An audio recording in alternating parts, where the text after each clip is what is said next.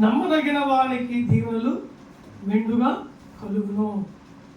నమ్మదగిన వానికి దీవెనలు మెండుగా కలుగును అంటే 1 కొరింథీ 1:9 మన దేవుడు నమ్మదగిన వాడు, పూర్ణ అంగీకారమునకు యోగ్యుడు అని రాయబడి ఉంటుంది. నా ప్రియ సహోదరి సహోదరులారా, నమ్మదగిన వానికి దీవెనలు మెండుగా కలుగునంటే దేవుని యందు నమ్మిక ఉంచేది ఎంతమంది? ఉంచని వారు ఎంతమంది? ఉన్నాడు అనేవారు ఎంతమంది? లేదు అనేవారు ఎంతమంది? వాక్యం అంటుంది నమ్మదగిన వానికే దీవెనలు మెండుగా కలుగుతాయి. అపనమ్మకస్తునికి దీవెన పొందలేడు, దేవుని ద్వారా సహాయం పొందలేడు, దేవుడిచ్చే ఆశీర్వాదం పొందలేడు.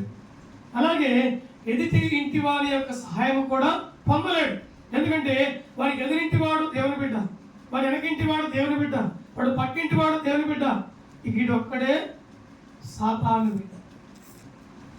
ఇప్పుడు ఈ ముగ్గురు సహాయం అందాలంటే దేవుడు ఉన్నాడని నమ్మాలా లేదా? కనుక దేవుని బిడ్డారా, నమ్మిన వానికి దీవెనలు మెండుగా కలుగుతాయి. ఎక్కడికైనా వెళ్ళు, నువ్వు పల్లెటూరికి వెళ్ళు, పట్టణానికి వెళ్ళు, అలాగే నువ్వు ఏమంటారు మంచు కొండల్లోకి వెళ్ళు, పర్వతాల్లోకి వెళ్ళు, లోయల్లోకి వెళ్ళు, సముద్రం దగ్గరికి వెళ్ళు, ఎడారులోకి వెళ్ళు, ఎక్కడికి వెళ్ళినా దేవుడు ఉన్నాడు. అర్థమవుతున్న మాటలు. ఒకడు అన్నాడంట, ఈ ఈ దీని ఏమంటారు, ఈ పారే ప్రవాహంలో నేను దూకుతాను, ఈ పారే ప్రవాహంలో దూకుతాను. రే ఏంట్రా దేవుడు ఉన్నాడు అన్నాగా, ఇదిగో ఈ పారే నీటిలో నేను దూకుతాను, దేవుడు ఉంటే నన్ను కాపాడాలి అని అన్నాడంట. వీడన్నాడంట, రే ఈత వస్తే దూకు, ఈత రాకుంటే సచ్చూరుకుంటా అన్నాడంట. సరే, అక్కడి నుంచి మరో చోటుకి వెళ్ళి ఇది కరెంటా? అవునరా, ఈ కరెంట్ని పట్టుకుంటా, దేవుడు అంటే కాపాడమని. ఏమండి, ఇవన్నీ మూర్ఖ శిఖామణులు చేసే పడులు. మరి అలాంటి ప్రశ్నలు వేస్తుంటే దేవుడు నమ్ముకున్నవాడు, దేవుని మీద నమ్మకం ఉంచిన వాడు ఏం చేస్తాడు?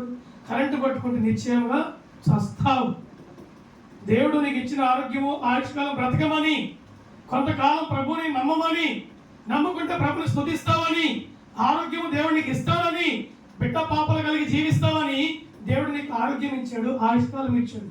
అలాంటి శ్రేష్టమైనటువంటి జీవితాన్ని భ్రష్టు పట్టించుకుంటా ఉంటావు. పనికి మాలోడా, కరెంటు పట్టుకుంటానంటావు, నీటిలో దూకుతానంటావు, అక్కడికి వెళ్ళి అది పెట్టుకుంటానంటావు, ఇది పట్టుకుంటానంటావు, సచ్చూరుకుంటావు. జ్ఞానము కలిగి ఆలోచన చేయి.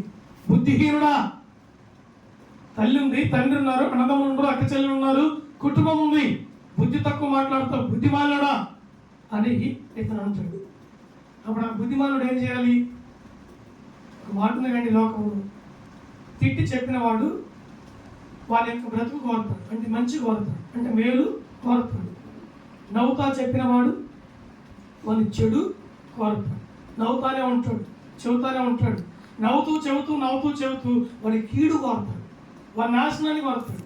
అదే ఒక మాట గద్దించి, ఒక మాట బుద్ధి మాట తిట్టి, గదాయించి, ఒక మాట చెప్పి, రే అలా ఉండకూడదు అనిపించాడు, ఇలా ఉండాలంటే చూసావా, వాడు నీ మేలు కోరిన స్నేహితుడు, వాడు నీ మేలు కోరిన సహవాసగాడు, వాడు నీ మేలు కోరిన దేవుని బిడ్డ. కనుకనే నీ వాని మాటకి లోబడితే, వాని మాట వింటే నీ జీవితం బంగారు భవిష్యత్తుగా మార్చబడుతుంది. దేవునికి మహిమ కలుగును గాక.